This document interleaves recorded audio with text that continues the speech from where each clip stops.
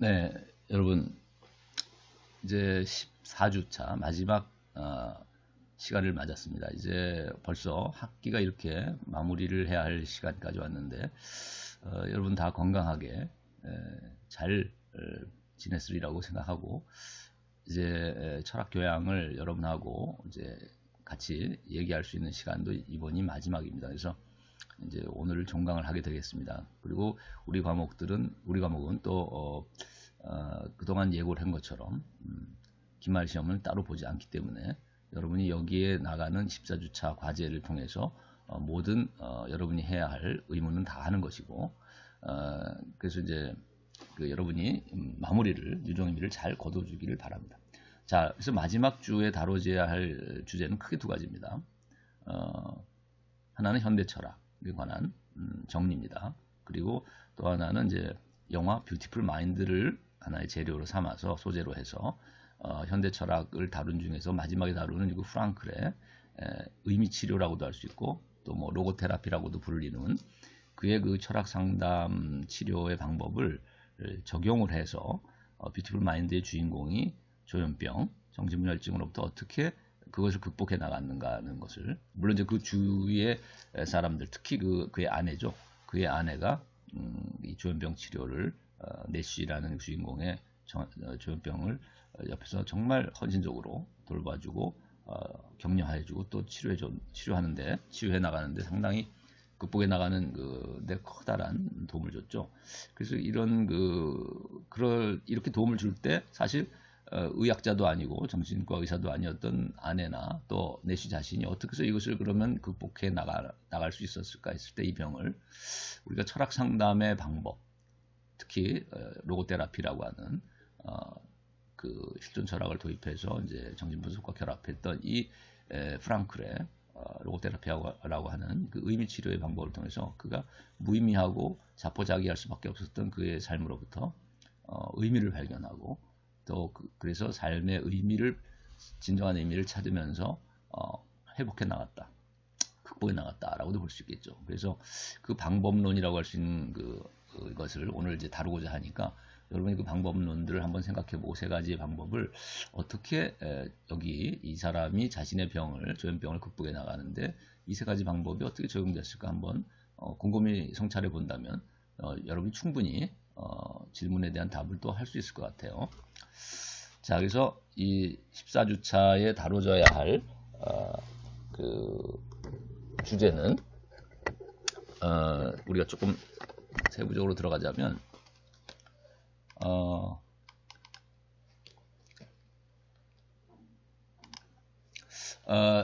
첫째는 이제 현대 철학을 정리하는 것이죠. 그래서 그 프로이트, 키르케고르, 하이데거 그리고 프랑클까지 이렇게 한 네 사람을 다루고 있어요. 우리가 이제 그 지난 시간에 철학의 향기라는 교재 1편 1부 2장의 4절로 모든 것이 이제 다 다뤄졌어요. 그래서 여러분에게 그 자료실에 올려줬던 철학의 향기 부분은 다 다뤘고 정리를 했고, 오늘 이 현대 철학 부분은 이 네 사람의 철학자들은 어디에 나오는 내용이냐면 현대 사회와 철학 상담이라고 하는 또 여러분 자료실에 올려놨던 그 교재의 3부에 해당하는 것의 마지막 챕터들 네 가지 챕터에 해당하는 것입니다. 그래서 여러분이 3부에 보면 철학 상담의 역사라고 해서 다뤄지고 있는 것이 바로 맨 뒤에 부분이 이제 프로이트, 키르케고르, 하이데거, 프랑클입니다. 그래서 이 철학자들은 우리가 이제 프로이트는 여러분이 잘 알다시피 오늘날 현대 심리학을 열어놓은 정신분석의 대가죠. 그 원류고 아버지고 정신분석의. 그다음에 키르케고르는 또 오늘날 현대 철학의 를 열어놓은 아주 중요한 실존 철학이라는 이유파의 아버지라고 볼 수 있겠죠. 현대적인 의미에서의 아버지.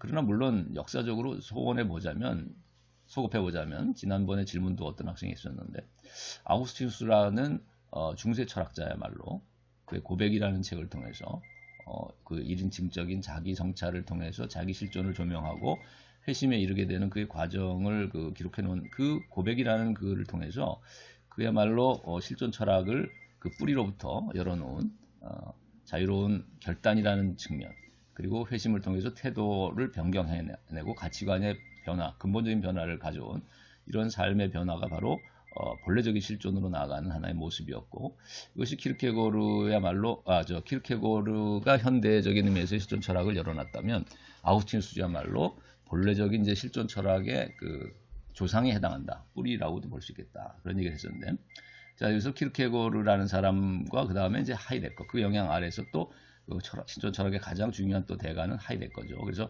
하이데거 철학을 또 좀 정리하고, 그 다음에 이런 프로이드나 키르케고르, 하이데거라고 하는 이런 정신분석과 실존 철학이라는 이 유파들을 남대로 종합을 하면서 프랑클은 자신의 이제 로고 테라피라고 하는 방법론을 또 만들어내죠. 그래서 철학 상담 분야를 열어놨는데, 이것을 이제 프랑클은 하이데거가 말하는 이제 그 실존 분석이라는 표현을 자기도 받아들여서 우리가 뭐 야스퍼스 같은 철학자는 이제 실존 조명이라는 말을 썼는데, 하이데거는 이제 현존재 분석이라는 말도 많이 사용하죠. 그래서 이런 실존 분석이라고 자기 철학을 또 얘기하기도 해요, 프랑클은. 그것은 하이데거의 영향을 보여주는 것이고, 또 프로이트의 정신 분석이라는 말에도 이제 그 정신 분석이라는 표현이 나오죠. 분석이라는 말이. 하이데거는 이제 현존재 분석이라는 말을 또 쓰기도 하고. 자, 그래서 아무튼 프랑클이 자신의 철학을 이제 실존 분석이라고 얘기했을 때 하이데거의 영향, 그다음에 프로이트의 영향을 또 볼 수 있고, 그래서 프랑클을 우리 보통 이제 그 정신 분석에서는, 심리학에서는 정신 분석의 제3세대라고 얘기합니다. 그런가 하면 이제 우리가 철학에서는 프랑클은 실존 철학의 영향 하에서 또 철학자로 분류하죠. 그리고 또 실존적인 상담 치유를 개발해낸 원조라고도 할 수 있는 철학 상담의 대가로 또 이해하고 있습니다. 그래서 이런 프랑클의 로고 테라피를 한번 그 세 가지 방법론에 대해서도 좀 정리해 보려고 했던 것이 이번 이제 주고, 그리고 나서 전반적으로 그러면 심리 상담이라고 하는 분야하고 철학 상담이라는 분야가 어떻게 비교될 수 있겠는가, 서로 연관관계가 있으면서도 또 상이하는 측면은 뭘까, 자, 이런 것들을 비교해서 다루고자 합니다. 그래서 심리 상담은 우리가 앞에서 말한 정신 분석이 가장 대표적인 현대적인 의미에서 이제 심리 상담 분야, 치유 분야지만, 또 이거 말고도 우리가 행동 치료라든가 인지 치료라는 것도 있죠, 심리 상담에서는. 그래서 이런 정신 분석 치료, 행동 치료, 인지 치료, 이런 세 가지를 그 뿌리가 뭐고 그것들이 철학적인 배경은 무엇인가를 한번 또 고찰해보고, 그 다음에 이것들이 가지고 있는 특징과 좀 방법의 특징과 그 다음에 문제점은 뭔가를 이제 한번 성찰해 보면서 오늘날 이제 철학 상담이라는 것이 왜 필요한가, 그래서 심리 상담이 놓치고 있는 측면은 무엇인가, 그래서 철학 상담을 통해서 보완을 할 수 있는 측면은 뭔가를 한번 정리해 보는 시간을 갖겠습니다. 그 다음에 두 번째 주제는 아까도 얘기했지만 영화 뷰티풀 마인드에 나오는 내쉬가 나오죠. 경제학자이자 수학자이자 경제학자인 이 노벨 또 경제학상을 상을 수상했던 말년에 그 내쉬는 사실 정신병을 앓고 있었죠. 정신분열증이라고도 하고 오늘날은 이제 조현병이라고 얘기하는데, 이런 조현병의 환자였던, 정말 아주 심각한 조현병 환자였는데, 그래서 환영을 보고 환각 상태에 빠지는 경우가 많았던 이 내쉬가, 주인공 내쉬가 어떻게 해서 그러면 이런 정신분열의 병을, 조현병을 그가 극복해 나갈 수 있었는가, 그 과정, 힘겨운 그 병과의 싸움의 과정과, 그리고 나서 이제 그가 노벨 경제학상까지를 받게 되는 그것을 극복하고 인간 승리에 도달하게 되는 그 과정을 이제 다루고 있는 영화인데, 그 주변에서 이제 그 부인이 그 아주 아내의 헌신적인 또 도움이 있었죠. 그래서 이런 아내의 도움, 그리고 내쉬 자신이 어떻게 해서 그러면 이러한 병의, 정신의 병을 극복해 나가는 과정이 어땠는가라는 것을 여러분이 한번 앞에서 다뤘던 그 프랑클로 대변되는 그 철학 상담의 방법, 즉 로고 테라피 또는 의미 치료라고 하는 것에 이제 세 가지 방법을 얘기하죠. 그래서 역설지향, 탈성찰, 그다음에 태도 변경, 크게 세 가지를 얘기할 것인데 이제 뒤에서 자세히 다룹니다. 이것들을 각각 그러면 한번 적용해서 여러분이 한번 내쉬가 하는, 그리고 내쉬나 그의 아내, 특히 아내가 하는 대사를 한번 여러분이 잘 살펴보면 뭐 의미를 부여하는 내용의 대사가 있는가 하면, 삶에 무의미한 삶에 의미를 부여주는 내용이 있는가 하면, 또 어떤 그 맞서서 그 환영에 맞서서 그가 어떻게 또 교수로서의 삶을 다시 이어가도록 격려해야 하는 측면도 있고, 자, 그것이 뭐 어떻게 보면 뭐 역설지향이든 탈성찰이든 이런 면도 있을 수 있죠. 그래서 그것으로부터 벗어나서 또 환각 상태나 환영이 나타나는 그 인물들에 대해서 예를 들면 뭐 탈성차를 시도하도록 유도한다든가 또는 뭐 맞서서 대결할 수 있도록 역설지향을 해나가도록 도와준다든가 그리고 근본적으로 그래서 자포자기하고 좌절하는 그런 삶의 태도로부터 변화해서 그래서 자기 삶을 저주하고 무의미하다라고 여겨지는 그런 태도로부터 어떻게 이제 진정한 의미를 부여하고 의미 있는 삶으로 그걸 극복해 나가도록 이제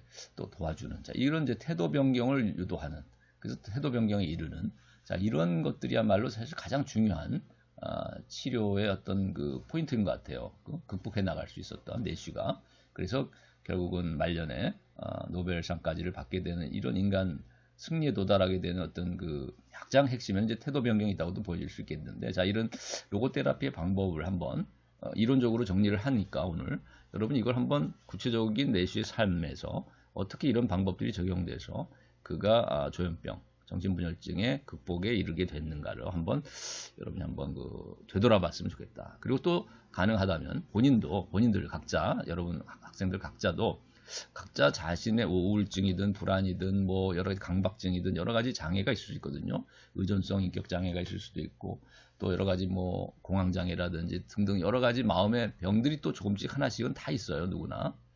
또 자기애성 인격 장애가 강한 사람이 많이 있고 또 연극성 인격 장애라든가 뭐 여러 가지 이제 여러 가지 이런 마음의 문제들이 있을 수 있겠는데 여기 한번 적용해서 자신의 삶의 문제들이 있다면 그것들을 어떻게 극복해 나갈 수 있겠을까?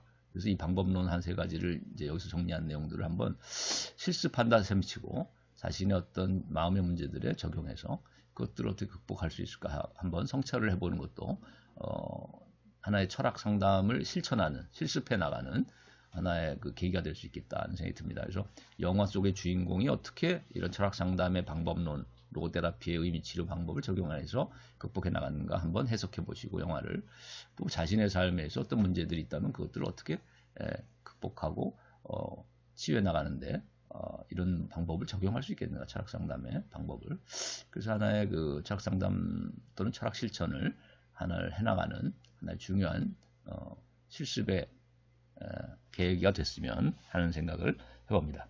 네, 오늘 이런 내용들을 이제 앞으로 자세히 좀 다루도록 하겠습니다. 여러분 반갑습니다. 오늘은 학기의 마지막 주를 맞아서 14주차에 해당하는 강의를 시작하려고 합니다. 크게 2가지 주제를 다룹니다. 프로이드와 프랑클이라는 우리가 정신분석을 대표하는 심리학자이자 또 철학 분야에서도 중요하게 여겨지고 있는 프로이트 그리고 프랑클이라고 하는 이제 정신분석 학파로서는 제3세대라고도 하고 또 철학 상담 분야를 현대적인 의미에서는 시작을 한 말하자면 원조가 될 수 있는 그런 중요한 철학 상담 치유 분야에서도 중요한 그런 정신과 의사이기도 하고 철학자이기도 하죠.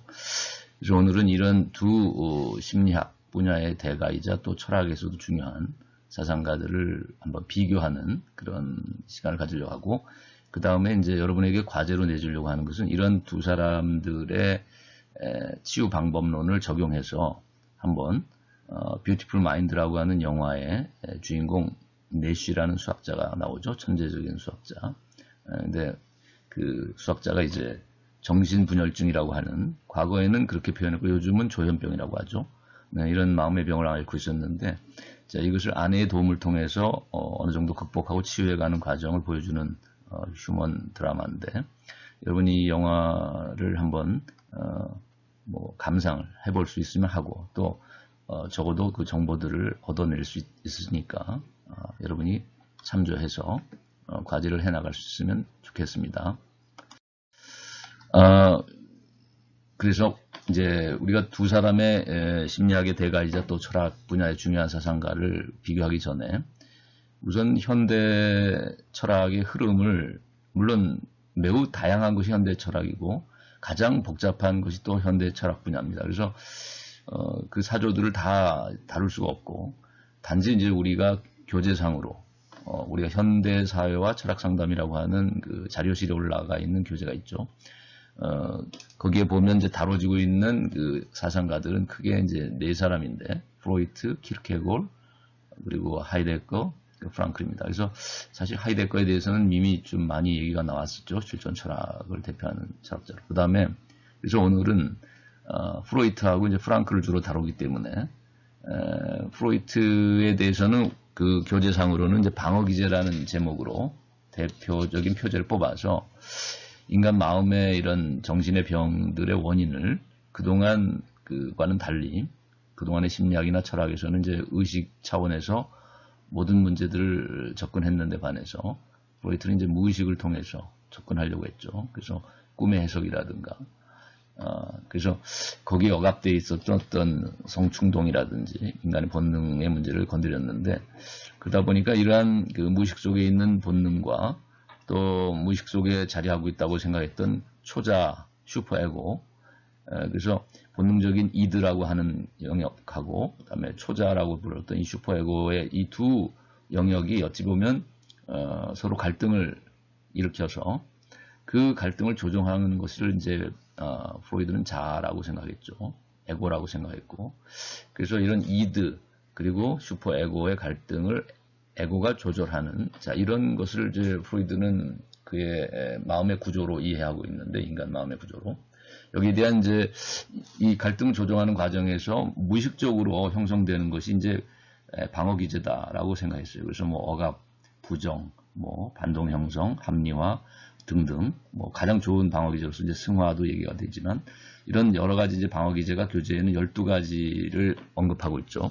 그래서 여러분이 뭐 자세히 살펴보려면 그 교재를 좀 살펴보시기 바라고 이런 방어 기제 중에서도 건전한 이제 방어 기제라고 할 수 있는 것이 이제 승화라고 했고 또 유머 같은 것일 수 있겠는데 자 이런 것들을 통해서 인간 마음의 불안이라든지 또 이런 장애들 마음의 장애들 정신의 병들을 우울이라든지 또 뭐 여러 가지 신경증과 같은 이런 장애들을 이제 극복할 수 있는 해결책이 될 수 있겠다. 그래서 프로이드가 제시했던 것은 건전한 방어기제 형성이죠. 자아에 의한 무의식 속의 갈등들을 해결하는 건전한 방어기제 형성. 자, 그 다음에 우리가 하이데거를 다루기 전에 이제 사실 키르케고를 먼저 다루면 좋았지만 학기의 제한상 자세히 다루지는 않았고 교재에는 나와 있으니까 여러분이 한번 참고하시기 바라고 키르케고를 하면 가장 대표적으로 이제 현대적인 의미에서의 실존 철학을 열은 창시자고 이 사람이 주장하는 이제 실존의 3단계라는 것이 유명하죠. 그래서 어떤 미적인 사실 미적인 실존이라는 단계라는 것은 어찌 보면 이제 쾌락을 추구해 나가는 탐미적인 어떻게 보면 탐욕적인 이런 인간 삶의 실존을 이 사람은 이제 미적 실존이라고 봤죠. 그래서 좋은 의미에서의 어떤 예술적인 의미를 갖는다기보다는 여기서 말하는 미적은 감각적이고 본능적인 어떤 쾌락을 추구해 나가는 탐미적인 어떤 향락적인 실존을 말합니다. 그 다음에 두 번째 단계가 그걸 통해서 인간의 삶의 의미를 충족시킬 수가 없죠. 우리가 영화 사랑의 블랙홀에서 봤듯이 그 주인공이 반복되는 그 하루가 이제 지겹고 권태롭다 보니까 이제 일탈을 하고 쾌락을 추구해 나가고 탐욕적인 자기의 어떤 심지어는 범죄도 저질러 보고 그래서 마지막에 그러나 자살하고 마는 이런 또 모습도 보여지는데 자 이런 것들이 사실 탐욕적 실존 키르케고리 말했던 이런 미적 실존의 어떤 한계라고 볼 수 있는 거죠. 그래서 쾌락 추구의 삶이라는 것이 결코 인간의 궁극적인 의미나 가치를 거기서 발견하고 실현해 날 수 있는 자아를 실현해내는 어떤 궁극적인 그런 방법이 될 수 없다는 것을 이제 깨닫게 되는 것이죠. 쾌락주의적인 삶이라는 것은. 그래서 거기에 절망할 수밖에 없고 이러한 불만족은 결국은 이제 양심에 따르는 이것이냐 저것이냐라는 두 가지 갈래길을 선택하는 이런 양심적인 삶으로 나갈 수밖에 없는 도덕적인 실존으로 나갈 수밖에 없다는 것이 이제 키르케고르의 생각입니다. 그런데 이제 이런 이것도 저것도 아무것도 좋다라고 하면서 쾌락만을 추구했던 이 쾌락주의자가 그 실존으로부터 벗어나서 결국은 이제 도덕적인 선이냐 악이냐라는 이것이냐 저것이냐를 선택하는 자, 이런 갈림길에서는 선택의 자유를 실현해 나가는 이런 도덕적인 실존으로 도약해 나가지만 그러나 그것도 키르케고르가 볼 때는 궁극적으로는 완전한 도덕적인 삶을 살 수는 없기 때문에 누구도 거기에서 오는 어떤 또 절망을 느끼게 된다는 거죠. 그래서 우리가 한용운 시인도 사실 양심적인 사람이었지만 우리가 또 가장 유명한 그 시인이 있죠. 네, 그 윤동주 시인의 그 하늘을 우러 한 점 부끄러움 없기를 잎새 있는 바람에도 나는 괴로워했다. 이 유명한 시가 있는데 그 시인이 노래했듯이 사실 하늘을 우러 한 점 부끄러움 없는 삶을 살고자 하는 것이 아마 도덕적인 실존이 추구하는 바일 것입니다. 그런데 그 누구도 사실 하늘을 우러 한 점 부끄러움 없다고 말해줄 수 있는 사람은 아무도 없다는 것이죠. 심지어 아마 그 윤동주 시인 같이 순수한 삶을 살았던 양심적인 그 시인도 하늘으로 한 점 부끄러움 없기를 괴로워했다는 것이죠. 잎새 있는 바람에. 그러니까 정말 거짓말 한 번 안 하고 다른 사람의 그 입장이 돼서 항상 자신의 욕구만을 충족시키는 것이라기보다는 정말 다른 사람을 배려하는 삶만을 살 수 있었던 사람은 아무도 없었다고 볼 수 있고, 그렇다면은 칸트가 말했듯이 나의 자유와 타자의 자유가 공존할 수 있는 질서, 또 타인의 인격을 수단으로만 대하지 않고 목적으로도 대하는 그런 태도로만 매일 매순간을 살 수 있는 사람은 사실은 없는 것이죠. 그러니까 키르케고르이 말하기를 이런 도덕적 실존은 사실 쾌락주의자의 실존과는 또 다른 의미에서 더욱 깊은 절망을 안겨준다는 거죠. 왜냐하면 이미 도덕적인 삶을 선택한 사람은 매우 고결한 성품을 갖고 이제 인품을 한 단계 업그레이드된 그런 인품으로 살아가는 사람일 텐데, 그런 성품과 성격과 인격을 가진 사람이 그 완벽을 추구해 나가는 그런 선한 삶을 지향해 나갔을 때 하늘으로 한 점 부끄러움 없는 짓을 한 번이라도 할 경우 정말 크고 깊은 절망을 느끼게 된다는 거예요. 쾌락주의자가 느끼는 절망하고도 또 다른 의미에서의 아주 깊은 정신적인 절망을 느낀다는 것이죠. 그래서 이것을 극복하는 길은 이제 마지막 실존의 단계인 절대자에 귀의하는 그 신 앞의 단독자로서의 실존이라고 말하죠. 이 종교적 실존으로 귀착된다라는 것이 이제 키르케고르의 실존의 3단계입니다. 그래서 인간이라는 것이 이제 그 육체라는 의미에서 어떤 유한성을 갖고 그런 또 동물적인 본능을 추구할 수 있는 이런 소질을 가지고 있다는 점에서 인간은 유한한 자연의 하나의 생명체이기도 하지만, 그러나 이제 키르케고르를 볼 때는 또한 인간은 무한한 의미와 가치를 또 깨닫고 추구해 나갈 수 있는 이런 정신적인 존재이기도 하다는 것이죠. 그러다 보니까 어떤 시간과 영원, 유한과 무한, 육체와 정신이라는 이 이율배반적인 모순적인 차원들이 결합되어 있는, 그 두 원리가 결합되어 있는 종합된 것이 인간이기 때문에 이렇게 볼 때는 그 유한한 그 감성적이고 동물적인 생명체로서의 인간이라고 한다면 쾌락주의적인 삶이라 해서 뭐 지장이 없을 수도 있겠지만, 인간은 또한 정신적이고 무한한 가치와 의미를 깨달을 수 있고 추구해 나갈 수 있는 존재이다 보니까 그런 쾌락주의자의 실존에 만족할 수가 없다는 것이고, 그래서 이제 도덕적인 것에 눈을 뜨게 되지만, 그러나 도덕적인 선과 악의 갈림길에서 항상 선만을 선택할 수 없는 인간은 절망할 수밖에 없다는 것이고, 그래서 절대적인 선, 궁극적인 인격의 완성, 자, 이것을 추구해 나가는 존재는 칸트도 그랬듯이 내세에서의 불멸하는 영혼, 불멸하는 정신에 대한 어떤 요청을 하게 된다는 것이죠. 그것이 이제 칸트의 경우는 또 내세에서의 심판, 그 선과 악을 판별해낼 수 있는 최후의 심판자로서의 신을 요청할 수밖에 없는 이런 이제 칸트의 도덕적인 신앙에 이르게 되는 이제 칸트의 철학도 그렇듯이 키르케고르도 결국 인간은 이런 그 정신적인 존재인 한에서는 종교적인 가치나 종교적인 지향을 완전히 배제할 수 없다는 것이고, 그래서 궁극적으로는 인간이 정신적인 존재이기도 하기 때문에 유한하면서도 무한한 존재인 인간은 결국 이런 무한한 절대적인 가치에 대한 추구로 나아갈 수밖에 없다. 그래서 마지막을 이제 키르케고르는 종교적 실존에서 찾는 것이죠. 그래서 그것이 인간의 불안이나 실존적인 우울이나 실존적인 불안이나 또 실존적인 절망을 극복할 수 있는 이제 최후의 길이라고 이제 본 것이고, 이제 하이데거 같은 경우는 지난번에도 얘기했지만은 그 인간은 자유로운 의지를 가지고 결단할 수밖에 없는데 과거로부터 피투된 자신의 죄라든지 또는 잘못했던 요소들을 떠안고 그것을 이제 피투적인 이제 상황이라고 보는 것이고, 과거로부터 내던져져 있는 미래를 향해서, 더 나은 미래를 향해서 과거의 잘못을 개선하고 더 나은 나를 위해서 지향해 나간다면 이제 미래를 향해서 기투할 수밖에 없는데, 계획하고 그 미래를 향해 내던지는 것을 이제 기획투사, 즉 기투라고 말했죠. 그래서 이런 과거적인 것을 떠안고 과거의 잘못을 떠안는 피투적인, 그 다음에 미래를 향해 내던지는 기투를 해나가는 것은 바로 현재 이 순간 안에서 결단을 통해 이루어진다는 거죠. 그래서 하이데거는 이런 것을 이제 과거와 미래와 현재가 종합되는 삼중의 종합으로서의 시간성이라고 얘기하고, 그래서 존재와 시간이라는 책에서 인간 존재의 궁극적인 어떤 본래적인 인간의 존재 방식은, 즉 본래적인 실존은 결단이다, 이렇게 얘기하는 것이죠.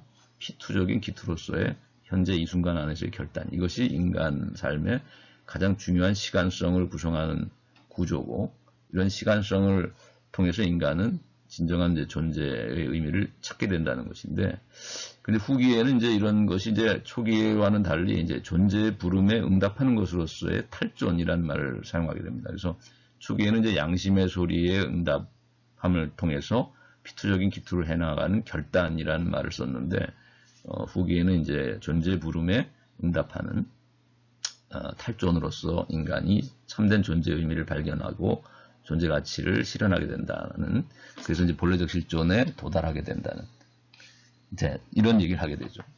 자, 그래서 오늘은 이제 프랑클을 또 다루고자 하는데, 프랑클은 아까 말한 이제 정신분석으로 치면은 제3세대라고 그랬죠. 제1세대가 프로이트고, 프로이트는 이제 생물학적인 인간의 이드, 본능을 굉장히 중시했죠. 무의식 속에 있는. 근데 이제 제2세대인, 융이나, 칼 융이나 또는 뭐 아들러라는 사람은, 이제 아들러 같은 사람은 집단, 그러니까 권력욕이라죠. 권력욕이라는 것에서 인간의 어떤 그 중요성을 찾는 것이죠. 인간 마음의 가장 중요한 요소가 이제 권력의 의지라고 본 것이고, 그걸 통해서 열등감이나 또는 우월감이라는 이런 인간 마음의 형성, 마음의 이제 이런 그 감정들이나 인간 의식이 형성되는데, 이런 열등감과 우월감을 이제 분석하는 것으로서 유명한 사회심리학자죠, 아들러는.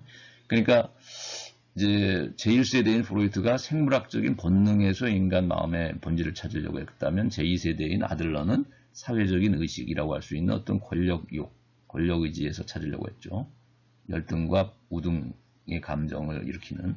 근데 이제 제3세대라고 할 수 있는 프랑클은, 빅토르 프랑클은 이제 오스트리아의 정신과 의사로서 정신분석의 1, 2세대를 다 거쳐서 공부한 사람이지만, 마지막 인간의 세 번째 차원이라고도 할 수 있는 생물학적인 본능이라는 차원, 그 다음에 사회적인 의식이라는 차원을 넘어서서 자유로운 정신이라는 차원을 중요시하게 된 것이죠. 그래서 프랑클은 인간은 이 세 가지 차원을 가진 존재이기 때문에 궁극적으로 인간이 우울하고 불안하고 또 여러 가지 뭐 공황장애든 뭐 여러 가지 강박증이든 이런 여러 가지 신경증이든 인간의 정신의 마음의 병들은 프로이드식으로 인간의 생물학적인 본능이라는 요소 차원을 가지고서만 접근해서는 해결될 수 없고, 또 인간의 또 아들러와 같은 권력의지나 사회적인 의식 가지고서만 접근해서도 해결이 되지 않는다는 거예요. 그래서 우울 같은 경우도 예를 들면 세 가지 차원의 우울일 수 있는데, 예를 들면 기질적인 차원에서의 기질적인 우울일 수 있다는 거예요. 그것은 뭐 인간이 가지고 있는 생물학적 차원하고도 연결되겠고, 또는 어떤 트라우마 때문에 생겼을 수도 있겠지만은, 그런 것들하고 달리 또 어떤 사회적인 인간관계 속에서 오는 이제 우울이 있을 수 있겠죠. 뭐 사랑하는 사람과 헤어지게 됐다든가, 실연의 아픔을 겪게 돼서 이제 우울할 수도 있겠는데, 자, 이런 것들은 사회적인 시민성 우울증이라고 말할 수 있고, 사회적인 차원에서의 심리치료를 통해서 사회과학으로서의 이제 뭐 행동치료든 또는 뭐 인지치료든 또 정신분석적 치료를 통해서도 해결할 수 있을지 모르겠습니다만은, 그러나 사실 제일 큰 의미에서의 제일 심각한 우울증은, 자살에 이르게 하는 이제 우울증은 사실은 이런 기질적인 우울이라든지 사회적인 관점에서 오는 시민성 우울이 아니라 실존적인 우울이라고 하죠. 그래서 이것을 정신인성이라고 말합니다. 정신인성 우울증이라고 프랑클은 얘기하는데, 그래서 이제 기질적인 우울, 그다음에 시민성 우울증, 그걸 넘어서서 정신성 우울증이란 이 세 가지 측면에서 이제 우울증도 세 가지 차원을 간다고 말하는데, 프랑클이 말하는 이 세 번째 차원, 정신성 우울증, 즉 실존적인 어떤 삶의 공허함이나 무의미로 인해서 오는 이런 우울증은 알약을 통해서, 기술적인 우울을 치유를 할 수 있는 알약을 통해서도 안 되고, 치료가 또 사회적인 어떤 심리 상담을 통해서 정신분석이든 또 뭐 인지치료든 또 행동치료라는 이런 심리학적, 사회과학적 접근을 통해서도 치료가 되지 않는다는 거예요. 사실 오늘날 가장 심각한 이런 자살의 원인이 된다고 하는 이 우울증은 프랑클이 볼 때는 정신성 우울증이라고 보는 것이죠. 그래서 이제 우리가 이런 것들을 해결하기 위한 그 궁극적인 이런 삶의 무의미나 공허와 같은 실존적인 의미에서 이런 정신질환을 치료할 수 있는, 극복할 수 있는 방법으로 제시했던 것은 이제 의미 치료의 방법들인데, 로고테라피라고도 하는 의미를 발견하게 해주는 방법이라는 것이죠. 치료 방법. 이제 그것은 어떤 고통의 상황이나 어떤 마음의 병이라는 이런, 또는 뭐 절망적인 인간의 이런 죽음이든 공포든 인간의 이런 절망적이고 고통스러운 상황으로부터 역설지향이라든가 또는 탈성찰과 같은, 궁극적으로는 이제 태도의 변경을 요구하는 것이죠. 그래서 태도 변경이라는 이 방법을 통해서 가치관의 변화가 이루어져야 된다는 것이죠. 예를 들면 뭐 항상 우울한 사람이 있을 수 있는데, 또 실존적인 공허함을 느끼고 살아가는 사람이 있을 수 있는데, 어떤 것으로도 채워지지 않는다는 거예요. 그것은 예를 들면 뭐 사회적인 뭐 돈벌이를 통해서든 뭐 직업을 통해서든 또는 뭐 취미를 통해서든 사회적인 또 인간 교제를 통해서든 또는 뭐 연애를 통해서든 어떤 것을 통해서도 물질적인 어떤 음식을 먹거나 뭐 쇼핑을 하거나 물질적인 소유를 통해서도 어떤 것으로도 채워질 수 없는 어떤 실존적인 공허를 느끼는 사람이 있을 수 있는데, 이런 사람은 결국 이제 자살이라는 것에 향해 갈 수 있는 사람이게 되겠죠. 이런 사람들은. 근데 이런 실존적인 공허를 극복할 수 있기 위해서는 궁극적으로는 이런 부정적이고 근본적인 이런 염세적인 가치관으로부터 긍정적인 삶을 긍정하는 태도로 바뀌어야 되는데, 자, 이런 것들이 바로 이제 태도 변경이라고 말할 수 있겠죠. 결국 가치관의 변화, 인생관의 변화, 세계관의 변화가 요구된다는 것이죠. 자, 이런 것들은 사실 어떤 행동치료나 사회과학에서 다루는 인지치료나 또는 정신분석을 통해서도 쉽게 이렇게 치료되기가 어려운 것이죠. 이것이 이제 프랑클이 말한 이제 의미치료이자 로고테라피를 통해서 이루어져야 한다고 하는 이제 태도 변경이라는 의미에서의 이제 치료 방법입니다. 자, 그래서 이런 문제들은 어떤 인간관을 전제하고 있고, 프랑클이 또 어떤 방법을 제시하고 있는가 하는 것은 좀 이따 다음에 이제 다루게 합시다. 네, 이제 프로이드의 정신분석에 관해서 앞에 간단한 얘기를 했는데, 이 그림을 보면서 도식적인 그림이 나와 있으니까 이것을 보면서 프로이트 정신분석의 배경이 되는 철학적인 어떤 사상, 그리고 프로이트 정신분석이 다루고 있는 인간 마음의 구조를 좀 이제 그림을 통해서 설명하려고 합니다. 우선 보면은 이 플라톤부터 시작해서 고대 철학 사상의 영향을 프로이트가 받았다고 자기 자신이 스스로, 우리가 교재를 보면은 언급을 하고 있죠. 우리가 프로이트의 그 책에 보면은 우리 교재상으로는 184페이지인데 제가 그 참고 자료에 냈던 것은 페이지가 좀 다릅니다. 책으로 출판된 것을 봤을 때 그렇고, 그래서 여러분이 그 프로이트 항목을, 프로이트의 방어기제라고 하는 이제 그 철학상담의 역사 9장을 보면은 프로이트의 방어기제를 다루고 있는데, 거기에 한 장을 넘기면은 나와 있는 내용입니다. 그래서 철학자 플라톤의 에로스는 그 기원과 기능 그리고 성적 사랑에 대한 관계에서 볼 때 정신분석에서 말하는 사랑의 힘, 리비도와 정확히 일치한다. 이게 프로이트가 쓴 표현인데 그대로. 그래서 플라톤의 이 에로스라고 하는 리비도하고 이제 연결고리를 갖는 근원을 플라톤 철학에서 찾았다는 것이죠.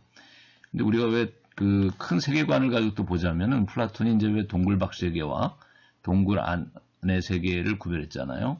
그래서 우리가 이제 플라톤이 생각한 이 동굴 안의 세계를 뭐 프로이트식으로 보자면, 인간 마음의 세계 안에서 찾자면은 인간 안에 있는 어떤 리비도, 이 무의식의 영역 안에 있는 이 이드, 그리고 슈퍼에고 이 두 가지가 무의식 속을 구성한다고 생각했거든요. 여기 보면은 이 수면 아래가 이제 무의식이잖아요. 그래서 이 가장 크게 이 뭐 슈퍼에고를 그려놨고 여기 이제 검게 보이는 약간 갈색으로 보이는 데가 이제 이드라는 말은 원래 그것이라는 뜻입니다. 영어로는 이제 it이라는 의미죠.